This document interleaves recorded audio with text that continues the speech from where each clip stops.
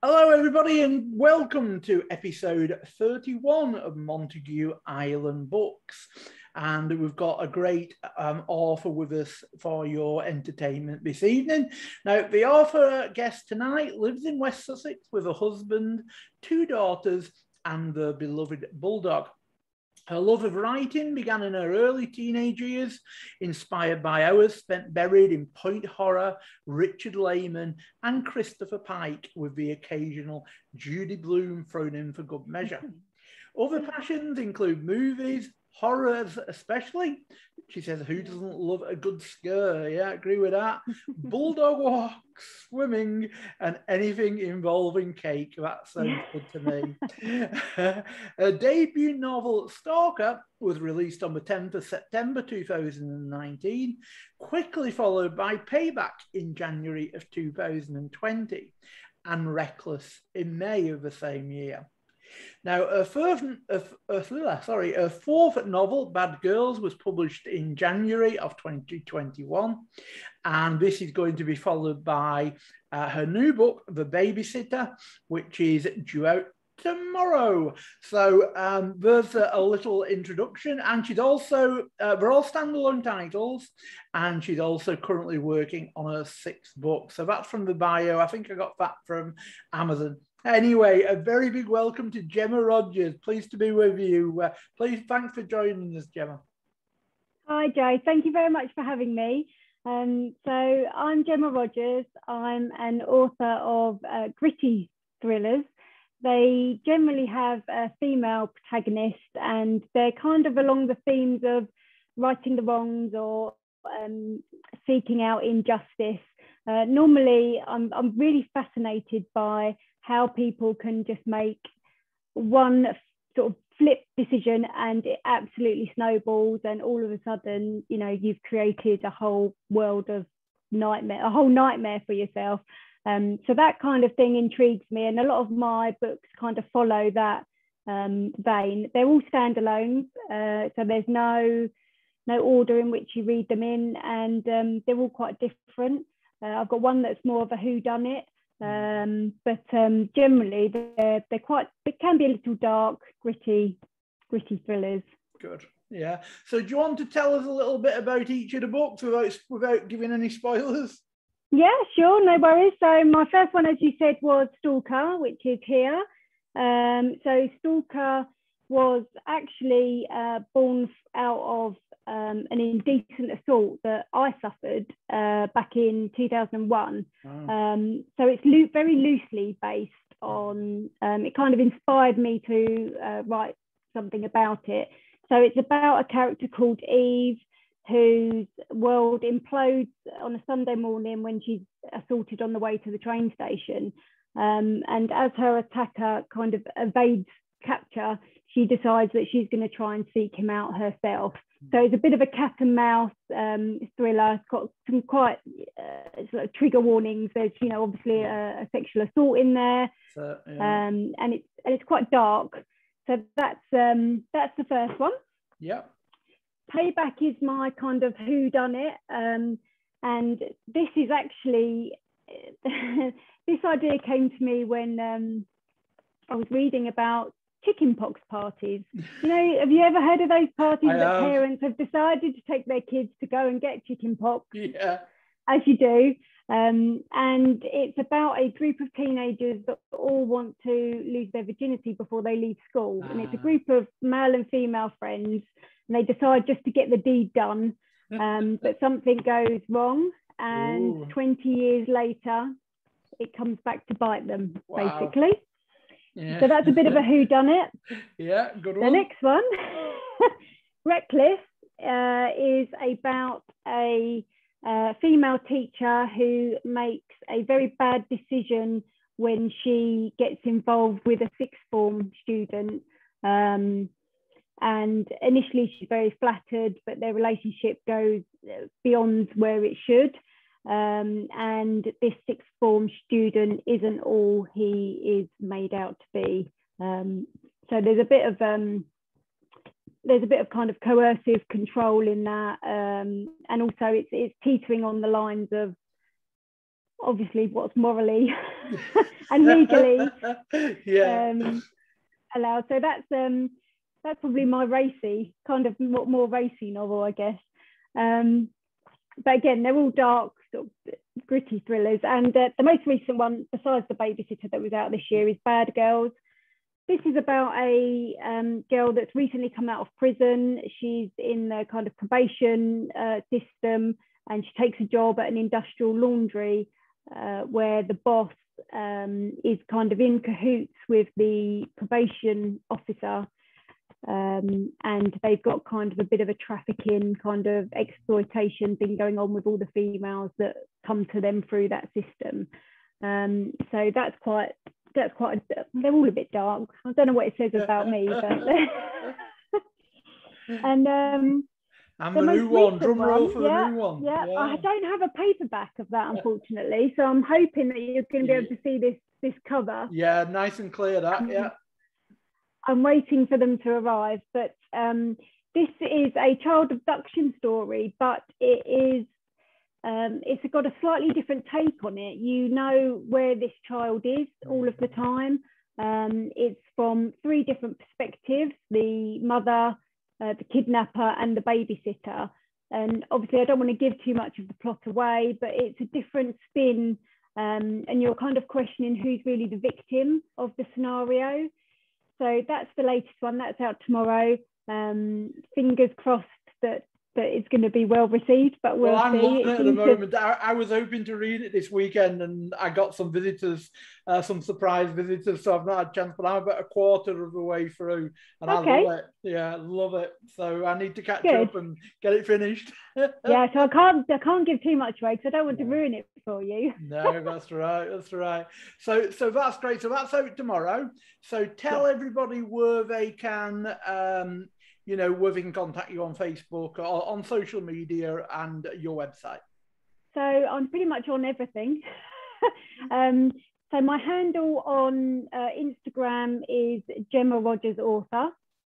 And that's the same on Facebook. I have a Facebook page, and that's Gemma Rogers Author. On Twitter, I'm actually Gemma Rogers 79. And I do have a website, which is www.gemmarogersauthor.co.uk. So there's obviously a similar theme going on there.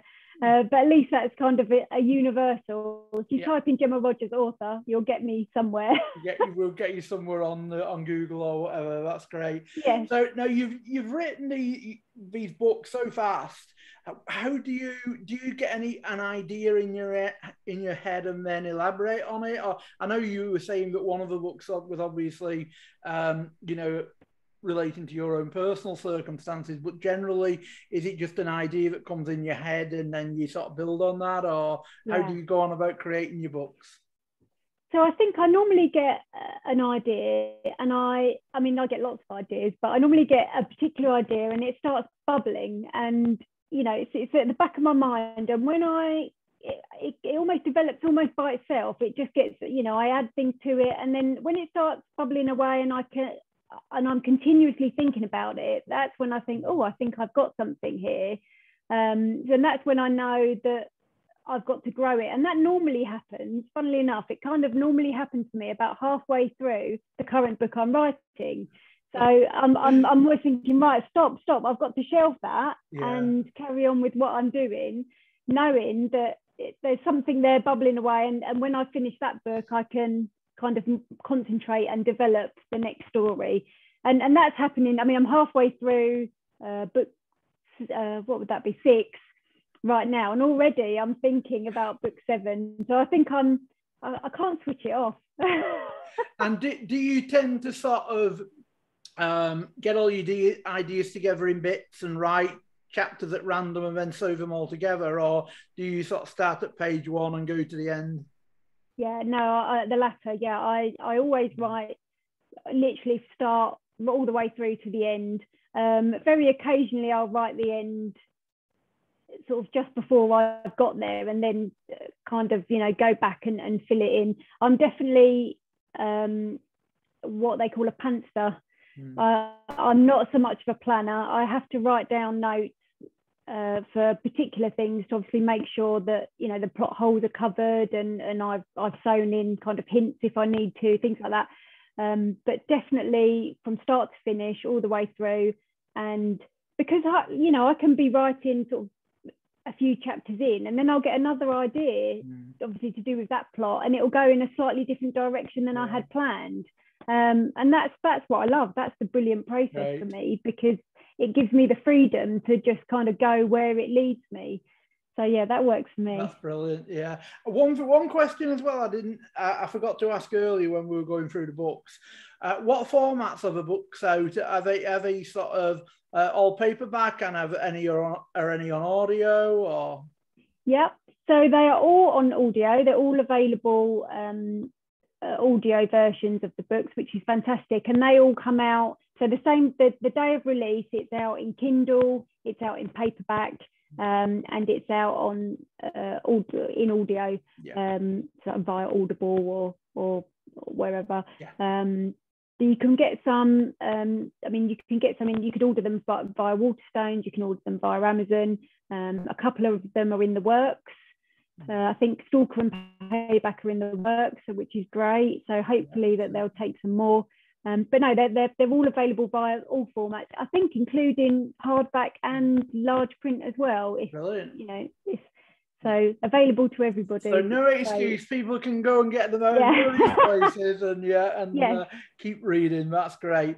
Now, what we'll do now is we will start to prepare you for your trip to Montague Island. Oh, I'm excited. I need a break. For anyone watching that doesn't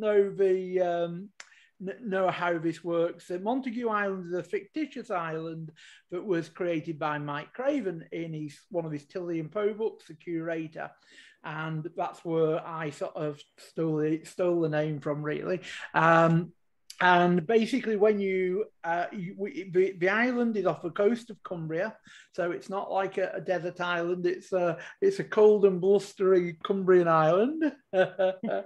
And when you get there, there is an imaginary or a fictional Kindle with all of the Tilly and Poe books from Mike Craven in respect of a name. So you're going to be taking 7 books with you. Get ready in your sort of suitcase. So what's your first book going to be, Gemma? So I think I don't have a copy of this book, a physical copy of this book, but I think my first book would have to be the one that made me want to start writing. I've, as you said in my kind of bio, I've always written, always wanted to write.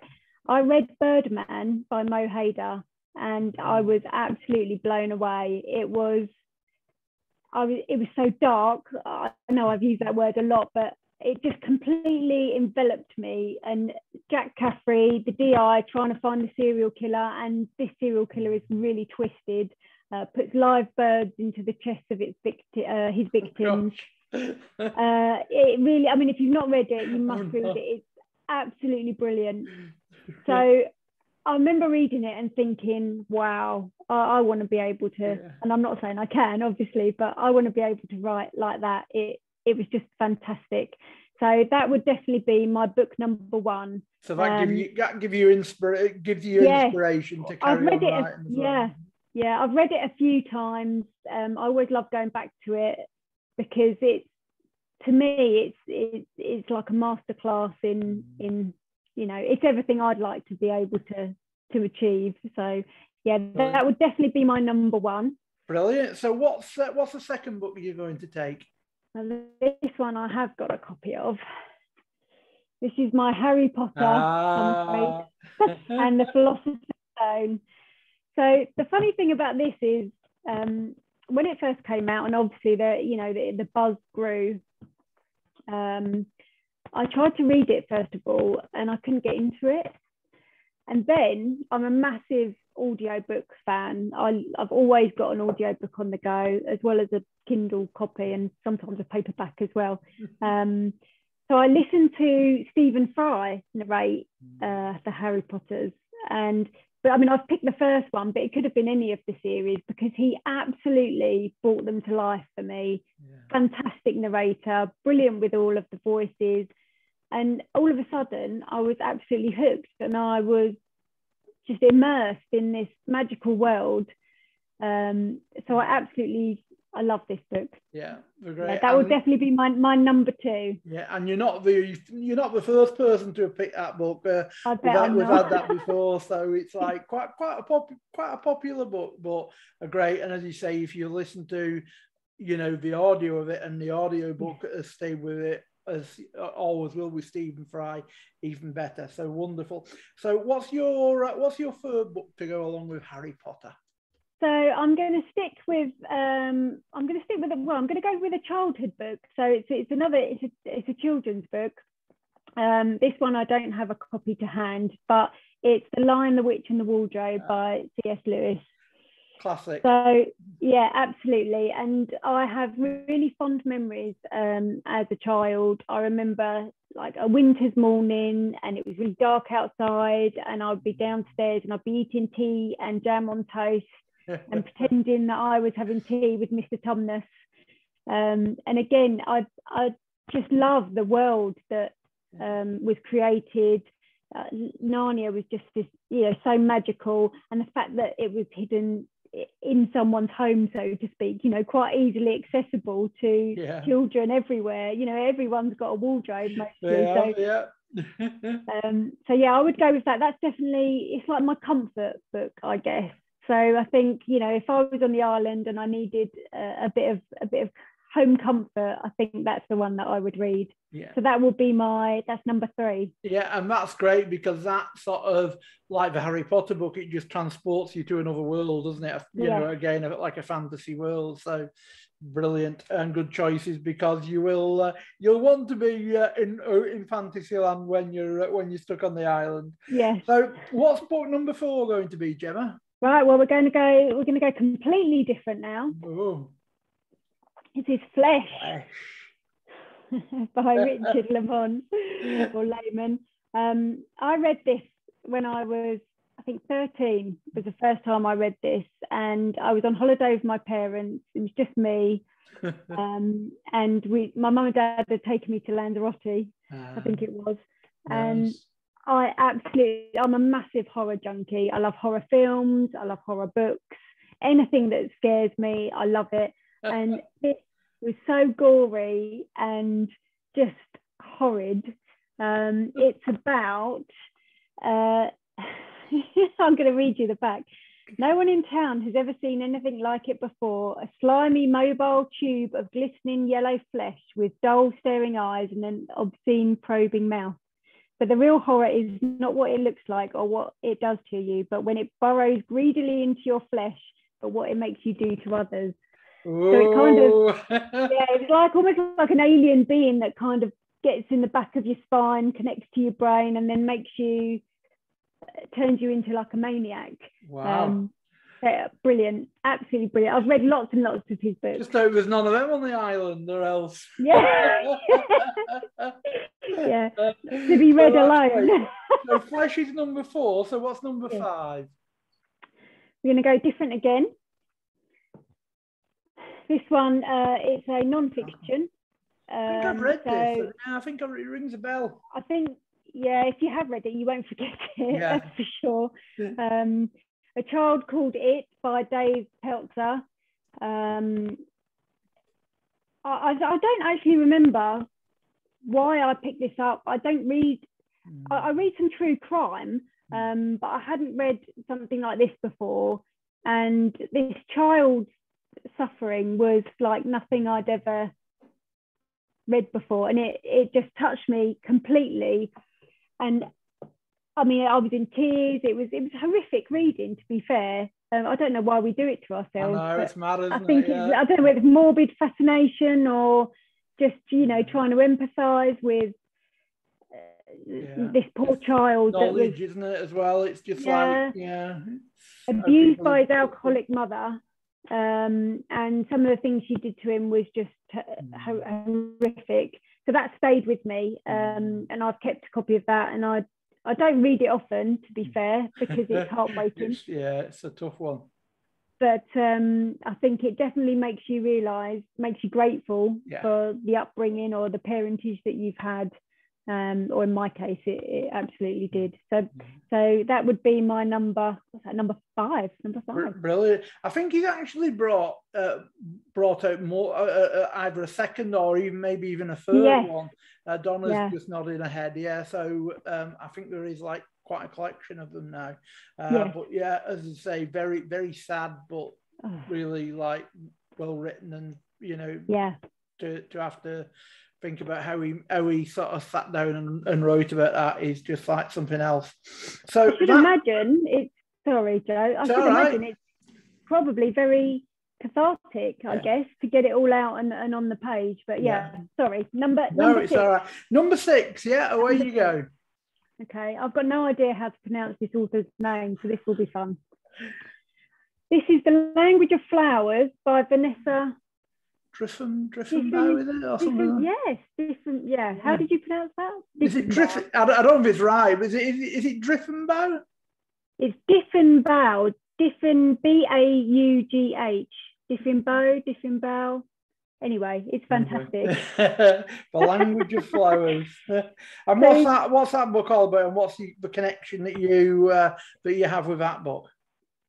Well, I was, do you know what? I read it quite recently. I read it over Christmas last year. And no, actually, I beg your pardon, the year before that. It was Christmas the year before that.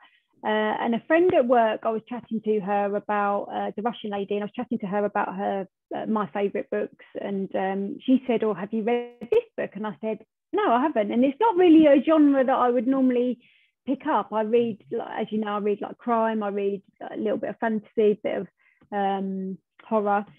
So it's not a genre I'd normally pick up. But she said, "Oh my God, it's fantastic. You have to read it."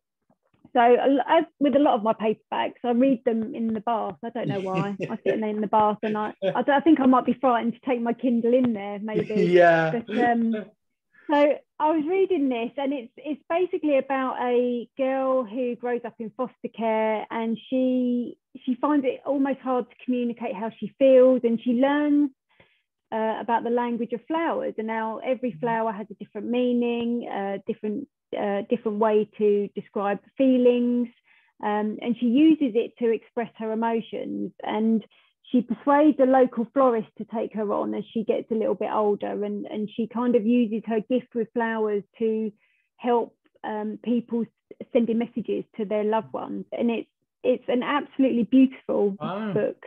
It made me cry, but in a good way. And a little bit different as well, isn't it? I would recommend it to, I mean, it says it's a Sunday Times top 10 bestseller, but I would recommend it to anybody. So yeah, definitely. Right, another good one to take to the island. So your suitcase is getting quite heavy now, and it's starting to fill up. So what is the final book, book 7? So I think the final book has probably one of my favourite literary characters ever. And it's probably one that's come up, I guess, with you before, but it's The Girl with the Dragon Tattoo by Larsen. Lisbeth Salander is one of the greatest characters I've ever read. I love her. Again, it's dark, another dark story. She's obviously a hacker, and she helps Mikael Blomkvist to solve a murder based in Sweden, I believe. I mean, I guess a lot of us have seen the film, but the story's fantastic. And I listened to, is another book that I listened to. I'm trying to think of the guy that narrated it, but I can't off the top of my head. But again, he just brought it to life. And I've listened to all 3. I haven't listened to any of the ones that have been written after his death. I know that there's been, I think, maybe 1 or 2 more. But I've read The Girl with the Dragon Tattoo, The Girl That Kicked the Hornet's Nest, and The Girl That Played with Fire. And they're all fantastic, really intricate plots, lots of kind of little twists and turns. Yeah, very well written. Well, you're definitely going to be able to escape when you're on the island now. You know, you don't need to be worried about what's going on currently. It's just like get reading one of any of those 7 really, and it'll just take you away. So thank you for all those 7. And I'm sure many people are like me, been scribbling away, thinking, right, you know, adding to your TBR list. Yeah, mountain, yeah. Yeah. So we've got your books now. Now we believe, again, it's a fictional island, but we believe there's about an hour of electricity each day available on the island. So you're allowed to take with you one CD. Now that can be music, or it might even be, sort of a book recording or whatever. So what would you take as a CD? So I've been thinking about this because I like lots of different music, but I like music that takes you back to, music always takes people back and evokes memories. So I've gone for, it's actually an Oasis greatest hits. Lovely. Time Flies, and it's from 1994. It's their hits from 1994 to 2009, and it was all kind of through the last few years of high school for me, and just as I was kind of turning into an adult.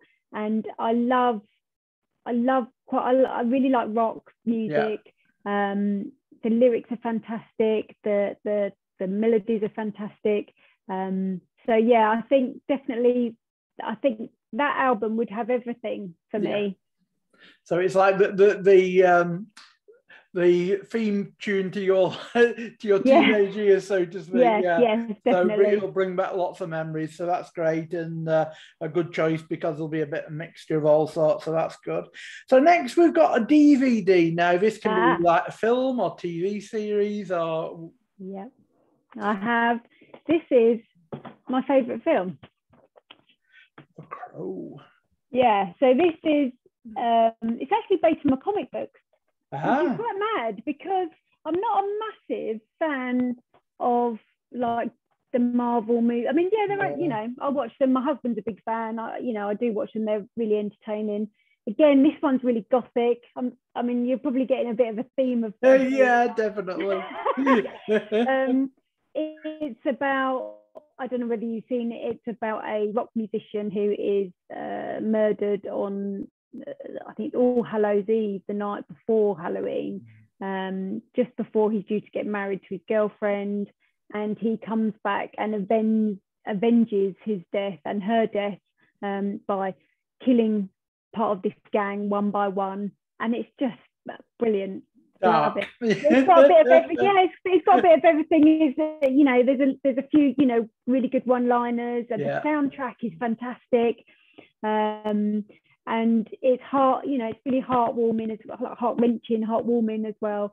And to watch is visually, even though I think it's 1990 something, early 90s, but visually it's a real treat to watch. Yeah. So all-time favourite. So you'll enjoy watching that on the island. Yeah, definitely. Great. Now the next thing we've got is a food item. Now it could be a meal or a particular ingredient, and obviously because we're on a fantasy island, it can keep repeating, so to speak. So what would you choose for a food item? So I was thinking about this as well because there's so many different types of food that I love. Obviously you can only pick one, so I was thinking, it's a hard choice, isn't it? Yeah. I think it would have to be chocolate biscuits for me because I love biscuits and I love chocolate. So, and if I had chocolate biscuits, maybe like a chocolate hobnob, not just one, obviously, many packets. I think then I'd get the best of both. Yeah, when it's empty. Yeah, a packet a day. You get through one packet and then wake up and there's another packet waiting for you. It's a fantasy island, so we can make it. That's it. I need a fantasy cup of tea to dunk them in. That's what I need. That's it. So speaking of which, now you've got your your chocolate digestives or whatever. What is your luxury item going to be? See, mine's not very exciting, I'm afraid. I absolutely hate being cold, really hate being cold. And when you said it wasn't a desert island, in the Bahamas or, I'm afraid not. We couldn't go to that expense. I thought it's going to have to be my bed socks. Nothing would surprise me. We've had all kinds of weird and wonderful things, from bed socks to pillows to Camper vans. Yeah, that's a good idea. Yeah, why didn't I think of that? I should have been a bit more inventive. I was probably thinking too logically. Yeah, I would definitely hate to have cold feet. I hate being cold. So bed socks. Yeah, and I'd never take them off. Brilliant. So you're all set to go now. You're all packed, and we can whisk you off to Montague Island. Now we do have one member of the audience today, Donna. So Donna, do you have any? Well, first of all, thanks for attending. And do you have any questions for Gemma? The big theme that you've said throughout is horror. So how did you end up writing thrillers rather than horror? Good question. No. It is a really good question, and I really don't know, because one of my best friends said to me the other day, and we'd been to see yet another horror movie at the cinema, and she said to me, Gemma, why don't you write horror? I said, I'd really like to give it a go, and I probably will one day, either when I'm kind of out of contract, or if I've got a break in a contract, and I can, because at the moment I'm contracted for 8 books, so I'm writing number 6 now, so as soon as I finish number 6, it's then straight on to 7 and then straight on to 8. As soon as I get a breather, I think I'm going to give it a go, because again, I've got sort of little ideas bubbling, but I don't know. The funny thing was, the first thing I wrote sort of as a kid, which was probably more of a novella, was fan fiction for The Crow, which was kind of horror based. Yeah, I don't know. I just kind of, I think because of writing Stalker was cathartic for me because of the indecent assault. I think that was always going to be like a crime genre as opposed to a thriller genre as opposed to a horror. But yeah, watch this space.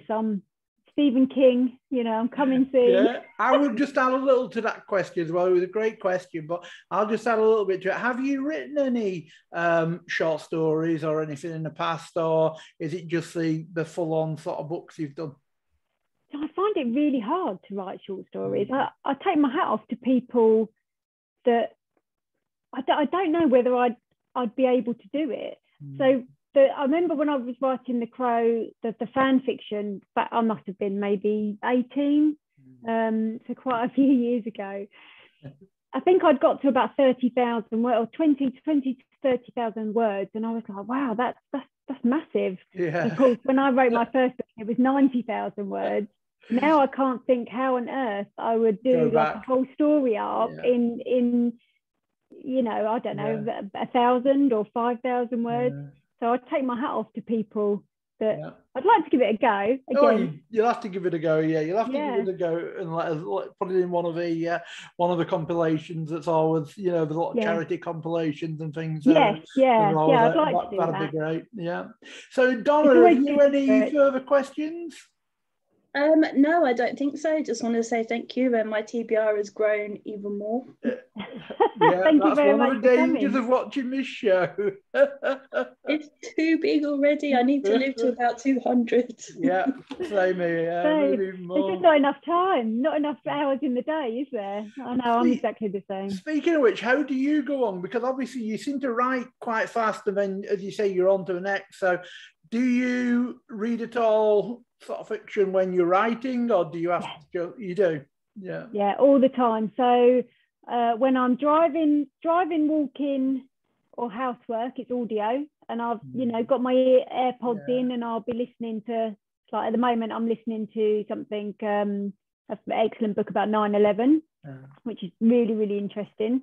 And then when I'll go to bed, I might have a book on my Kindle, which I'll read. And then normally I've got a paperback for the bath.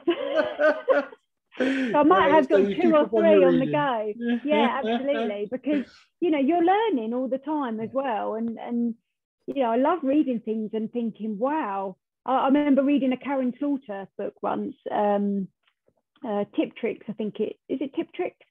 And I'd got to this bit and I thought, hang on a minute, she just put this tiny little twist in. Just the reader had assumed something, I'm guessing, because I had assumed something, and all of a sudden she just flipped it on its head. And I remember going back through the pages thinking, how have I missed that? And it just blew me away. And so you're constantly learning as well. And it's such a, I love to read. I think you have to. If you're a writer, you have to love reading, listening. The written word. We've obviously got the publication day of the Babysitter tomorrow. So how are you celebrating? Well, not very exciting. I'm actually going on a school tour with my youngest daughter because she's going up to high school. So yeah, I shall be doing that, but I will have a glass or two of prosecco in the evening. Very good. You've got to have a celebration. You can't have a publication day without a celebration. Well, Gemma, it's been great hearing all about your choices. So just finally, before we go, just in case anybody joins the video late or whatever, because this will be on YouTube and social media from tomorrow. So just give everybody a quick reminder of your books and where they can get them. Okay, so I'm Gemma Rogers, and I am a writer of gritty thrillers, generally with female protagonists who are righting the wrongs or seeking out justice. I'm also fascinated by those that make snap decisions that lead them down the wrong path, and then all of a sudden their world is imploded and they've got to kind of fight their way out of it. So that's generally the kind of books that I write. They're dark, they're gritty, not for the faint-hearted. They're quite fast-paced, short chapters, and they can be found on Amazon, Waterstones, a couple in the works. So generally anywhere that you can buy online, if you type in my name, you'll be able to find me. I'm also on Facebook, Gemma Rogers Author, and Instagram under the same handle, Gemma Rogers Author, and I'm on Twitter, Gemma Rogers 79, and I have a website, www.gemmarogersauthor.co.uk. Brilliant, that's super. Well, I've had a bit of a busy weekend, as I say, but I am looking forward to getting into the Babysitter again this evening, and I can tell it's going to be great. So many thanks, Gemma. It's been lovely speaking to you. Have a great publication day tomorrow. Also, thank you, Donna, for coming in and joining us as an audience, and we'll say good night to you both. Thank you very much. Thanks very much. Cheers. Bye. Bye-bye. Bye.